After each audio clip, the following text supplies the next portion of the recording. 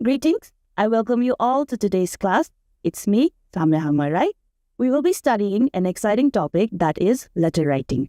Let's begin the class now. Letter writing. There are two types of letters. They are formal and informal. Formal letters are written to people who are involved in business, organizations, government officials, or to someone of official capacity. For example, from a student's point of view, we usually write formal letters to newspapers, particularly editors-in-chiefs, to our teachers or principals. Informal letters are addressed to our friends, families, acquaintances. In informal letters, we usually talk about our lives. Usually, personal matters are discussed, unlike informal letters. Let us remember that we place all the headings on our left-hand side. You begin with writing your address on top. For example, I shall write Sifal, Kathmandu. Right below your address, you write down the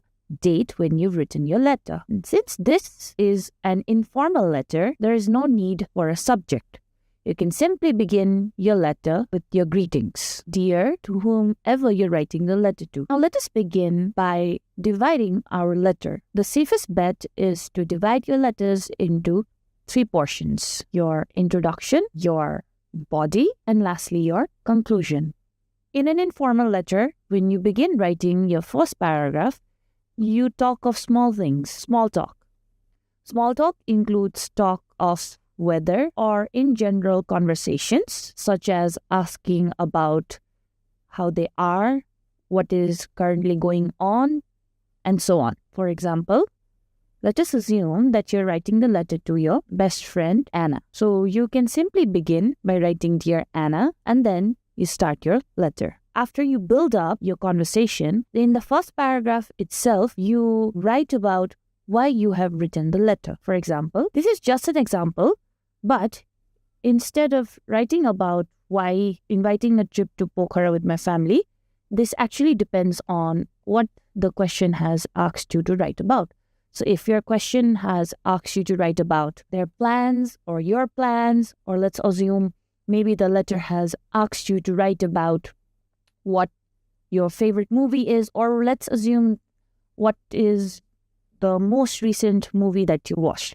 So according to that, you adjust this. After you've given the hint of addressing the question, you simply move on to the next paragraph. Now, the second paragraph, like I mentioned, is the body paragraph. Here, in second paragraph, you write in great details about what the question is asking you to write. Previously, I've written about inviting my friend Anna to a trip to Pokhara with my family. So I will build on that. So I will talk to her about like so. And then you write about why do you want your friend to go? What are the plans? What are the things that you intend to do when you go there? After you mention that, you can move on to your last paragraph or also simply conclude your letter. Since in your letter, you've written about you wanted to invite Anna. So Anna even has the option of saying no because they can have their own reasons, right? So, to conclude, you can write, I hope you will join. My family looks forward to it. Maybe there are things that your family members need to talk to Anna's family members about, and so on. And then you can simply write, hoping for a positive response. Remember, your conclusion should not be more than the introduction. It always has to be at least 10% shorter than your introduction. After you have written everything in your letter, you end it. You sign off.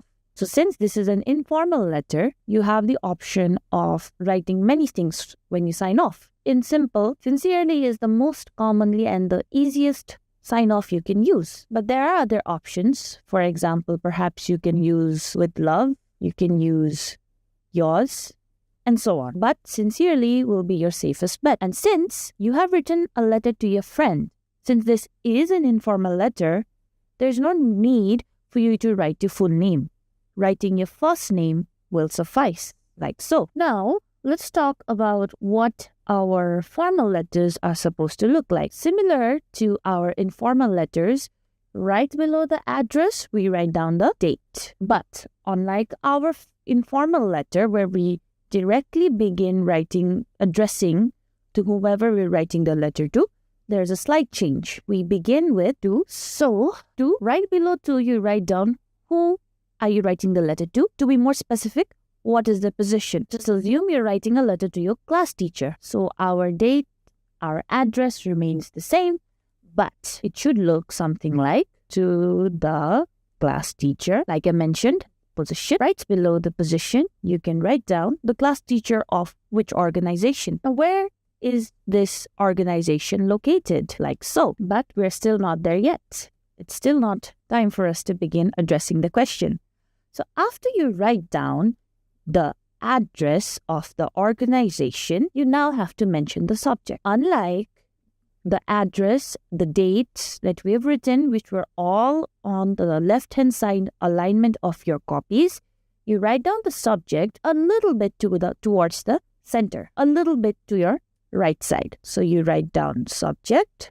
Now subject should consist of why you are writing your letter. Since we're going with the example of writing a letter to our class teacher, let's assume you're writing a letter to them to ask for leave. So your subject line can be leave application. Another thing one must remember when writing the subject should always be short and specific. Try not to make it longer than a single line, because at the end of the day, you will elaborate this specific subject later on in your paragraphs. So now you come back to your left-hand side alignment and you begin. So easiest way to begin is respected.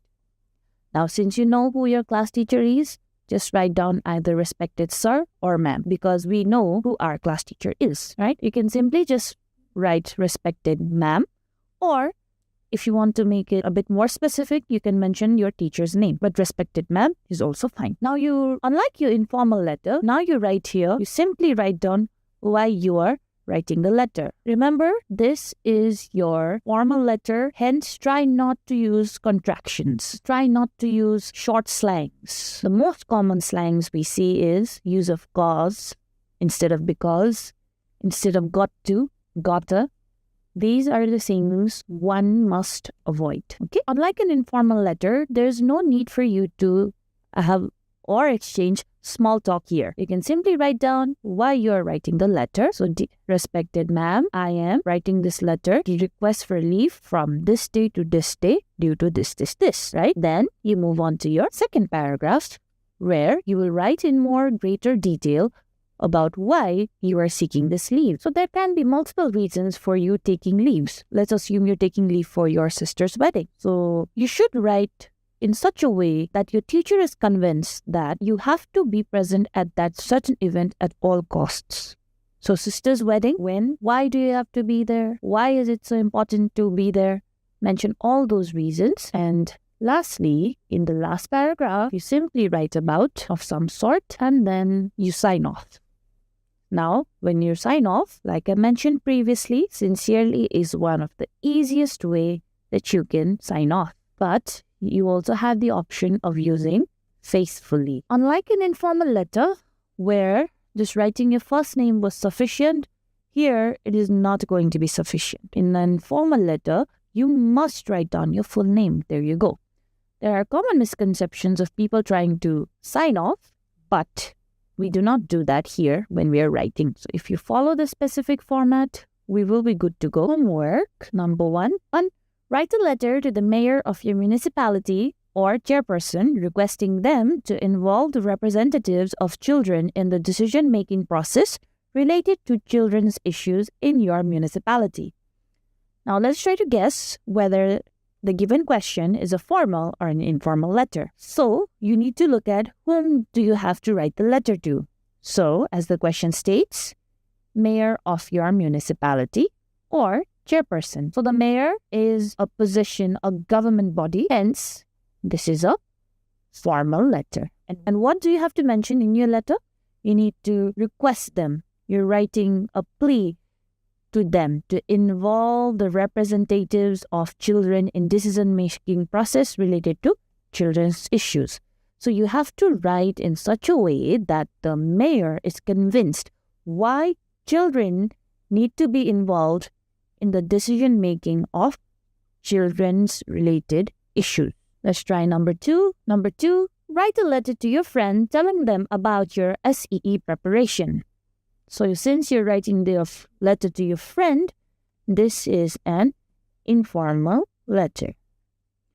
Now you have to write to them about how you have been preparing for SEE. Perhaps you can mention of your routine, what are the changes you have brought, maybe about the practices also, and so on. If you can get your formatting down, letter writing, the content should flow just as easily.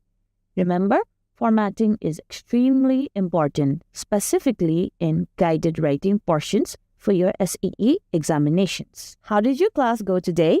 If you have any suggestions or feedback, feel free to reach out to us at learning@dearwalk.edu.np.